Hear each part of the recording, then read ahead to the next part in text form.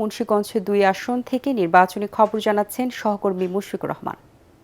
সালাম still voter গাড়ি নিয়ে সারাদিন ব্যাপী ছিলাম মুন্সিগঞ্জ ২ আসনে। এই আসনের ভোটারদের সাথে আমরা কথা বলেছি, তাদের নির্বাচনী ভাবনা শুনেছি।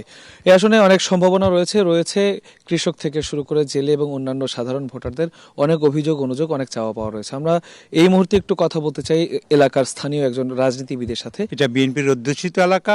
এই এলাকা থেকে বাংলাদেশ জাতীয়তাবাদী দলের প্রার্থীকেই তারা ভোট দেবে।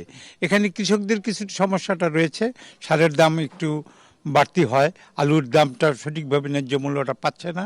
আমি সরকারের প্রতি অনুরোধ করব আলুর এই ন্যায্য দামটা এবং কৃষি সরঞ্জামাদি যেমন সার, কীটনাশক এগুলোর দামটা যেন একটু সীমিত অবস্থায় থেকে কৃষকদের মাঝে সরবরাহ করা যায়, সেই ব্যাপারে আমি অনুরোধ করব। যেমনটা উনি বলছিলেন যে কৃষকদের অধিকার নিশ্চিত থেকে শুরু করে অন্যান্য সাধারণ ভোটারদের ভোটাধিকার প্রয়োগের যে ব্যাপারটা, সেটাও নিশ্চিত করার মাধ্যমে যারা এলাকার সার্বিক উন্নয়নে কাজ করবে তাদেরকেই আসলে বেছে নেবে এলাকার স্থানীয় ভোটাররা।